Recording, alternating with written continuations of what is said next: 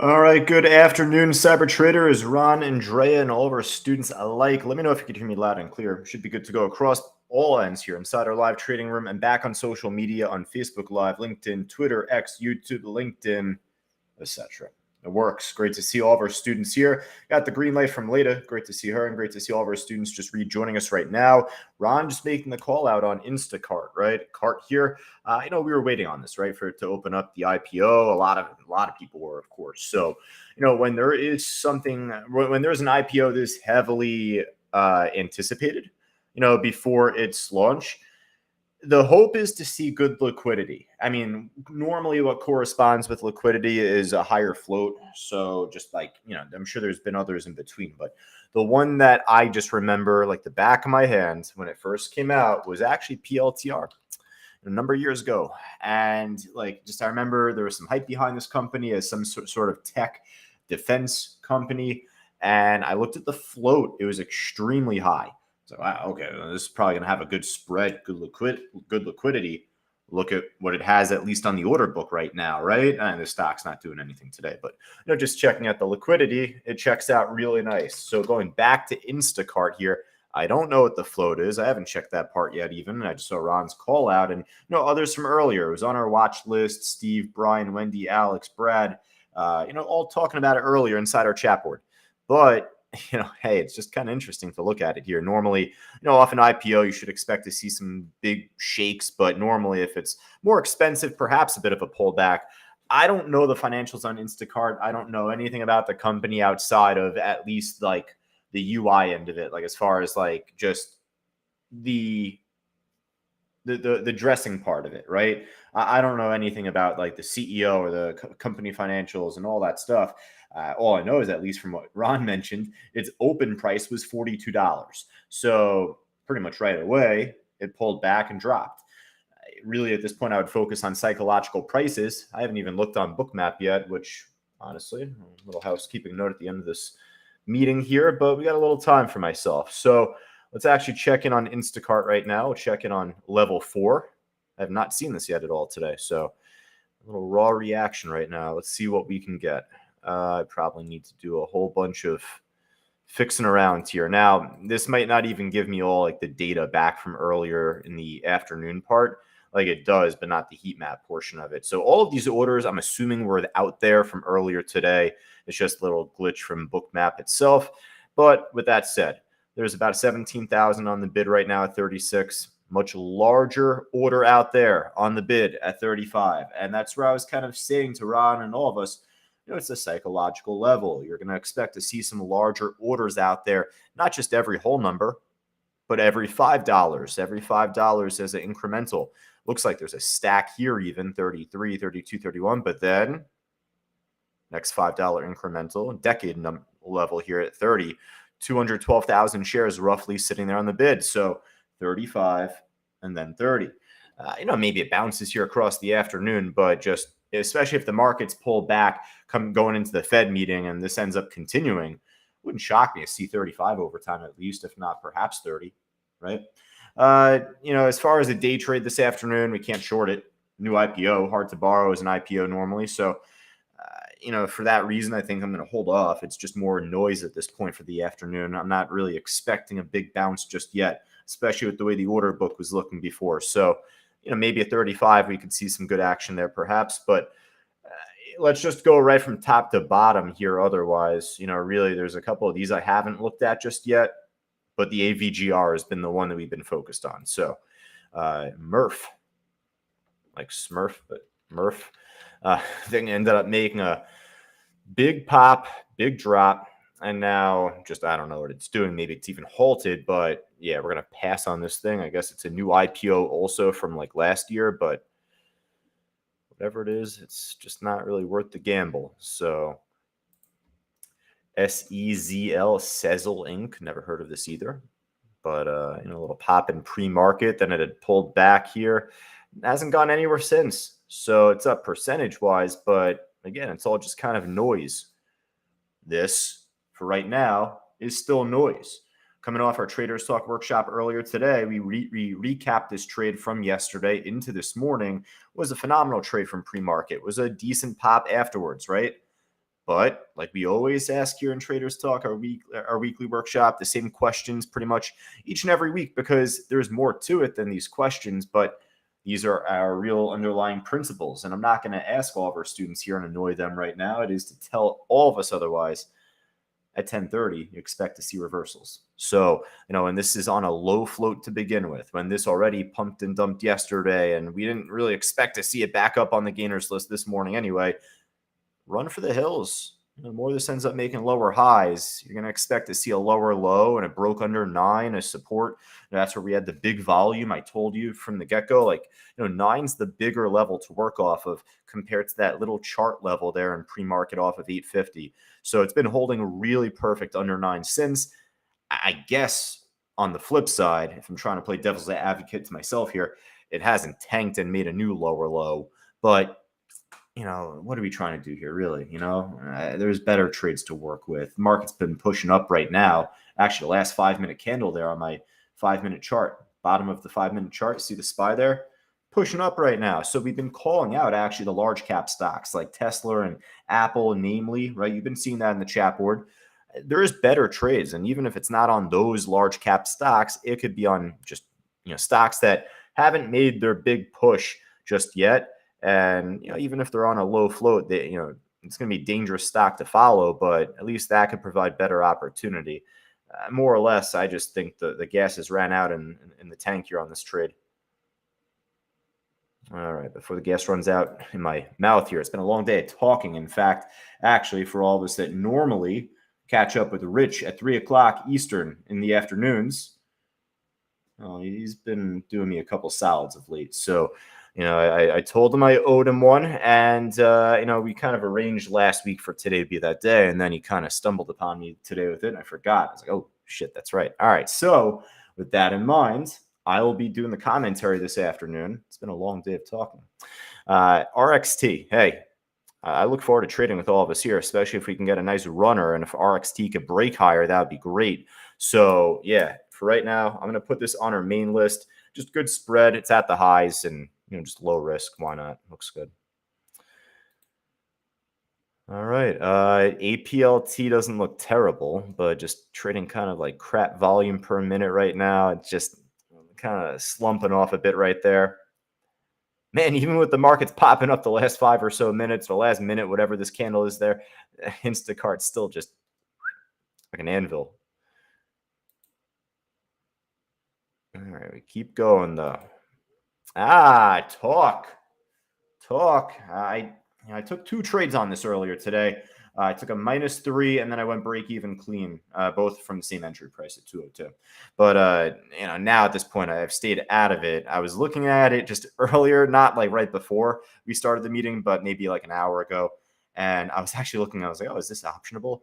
It is. I didn't touch it though, and I guess I could say I wish I did, because it had pushed up since, and there could be a lot more room to go on this trade. There was a big iceberg filled on the bid earlier at 2, so it hasn't tanked from there completely. We were expecting for it to just kind of stumble off and not do much for us this afternoon. So for it to begin to go the other way here and move back on up, we love to see it. So we'll give this a second shot. All right, so we got talk. We got RXT. I'm doing a lot of talking today. There we go. Pun intended. MRNS, kind of same deal with this as the one of the other ones up top. Just kind of low volume per minute. Decent chart, but not going to fancy it just yet. Tupperware, little pop on top. I didn't realize that actually up until right now, so didn't miss a whole lot there. But I feel like this could be more of a tease than anything. Tupperware, like we're familiar with it, and I actually like that, but it's not really going anywhere of late. Stitch Fix, this has better opportunity, I feel. Made a nice trend all throughout the morning, heading into the mid-afternoon even, topped off around 1:30, just like an hour ago. So, even with this pulling back, it found support, moving back on up for right now at least. Always subject to make a lower high over time. Don't want to jinx it, but just for right now, we're going to put this on our main watch list there. Makes the cut. Stitch Fix. All right, Finger FNGR, actually one that we are pretty familiar with. Just not really doing much there. Space, another teaser of a stock. Just I mean, you could just take a look over the last month or two. We have called it out like once or twice over the last month or so. And over the last many years, we have. It's just been off of news, earnings, any sort of news that's come out. We normally look to see it on the gainers list or whatnot. I haven't even checked in with Benzinga today. Um, you know what? I told you I had a little time earlier. I don't want to say I don't have time now. So, you know what? Let's actually just check the news on Space. Virgin Galactic approves inducement stock awards for new non-executive employees. I don't know what this is. It's from Tuesday, the 19th, today at 1 in the morning. So I guess that's the latest headline out there. Something with Richard Branson otherwise back from the 14th last week. So you know what? It's tradable. It's up 8% actually. So, up a decent chunk percentage wise. Hopefully more eyes catch on to it. And it's low risk. So it's not like it's like crazy volatile level 5 stock. So, you know what? I'd rather add this than Tupperware because this is a lot closer to the highs, right? Tupperware has a little bit more of a ways to go to get there. And then, it has $2 resistance up top there as well. So I'm kind of comparing apples to apples there, a small amount, but you got to specify that. Look at this, Weight Watchers. So what is this? Is this like the Wall Street Bets meme stock type of run right now? We're getting a run on AMC earlier that Rich called out. I was going to get to that earlier, of course, but what do we got? GameStop too? Nah, not really. Not really at all. BB, BlackBerry, not Bed Bath Beyond as we've learned.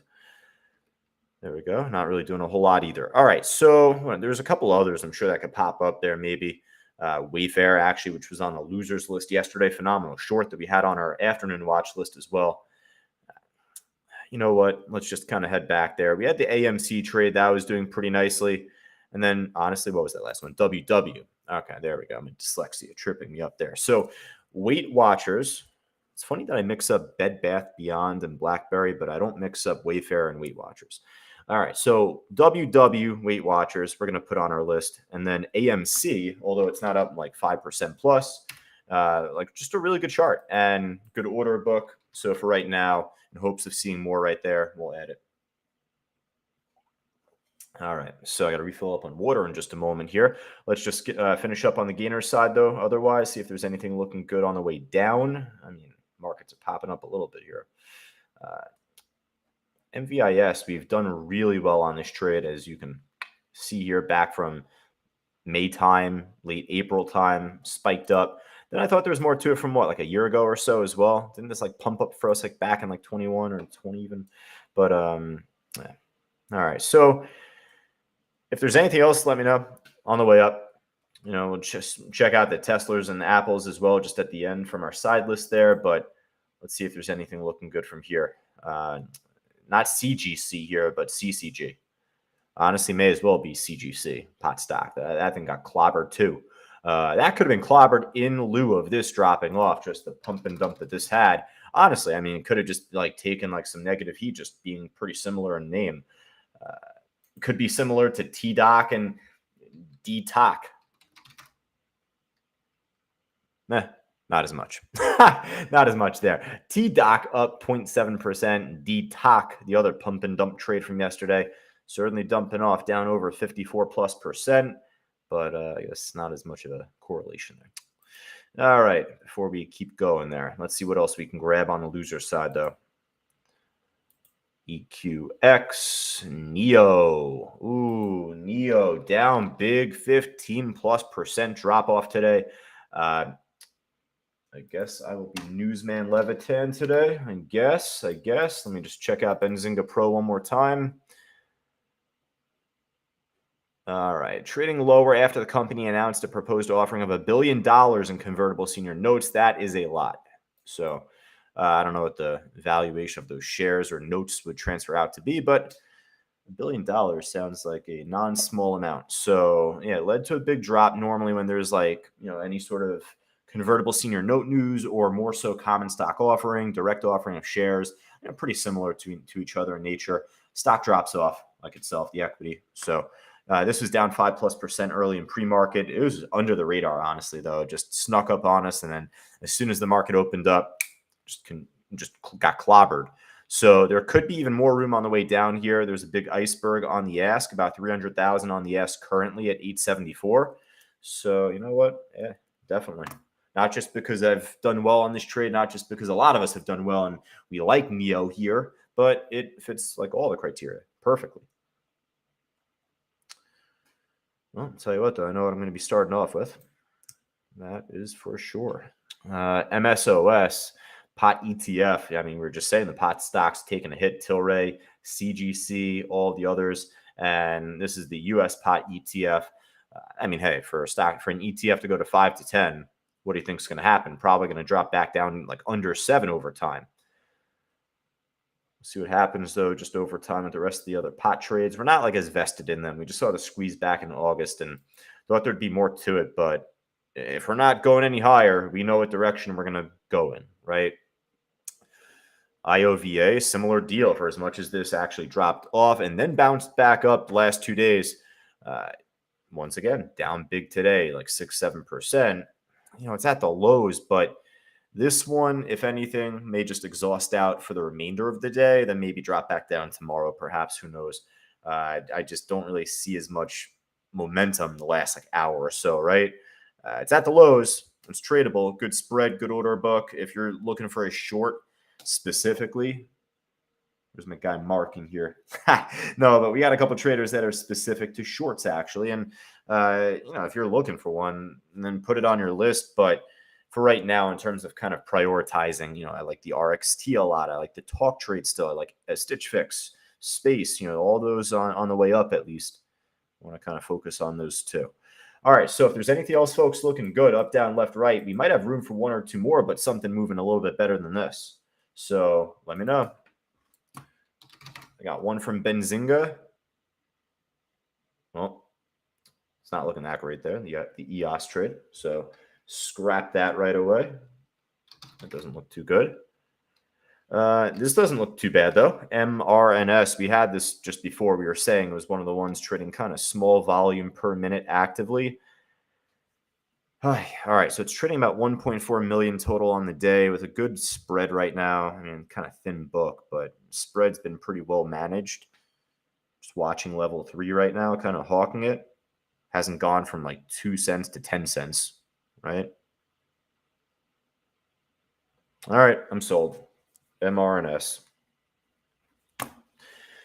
That's how we do it here, folks. Let me know if there's anything else looking good, though, across all ends inside our live trading room and, of course, just on our social feeds on YouTube, X, Twitter, LinkedIn, etc.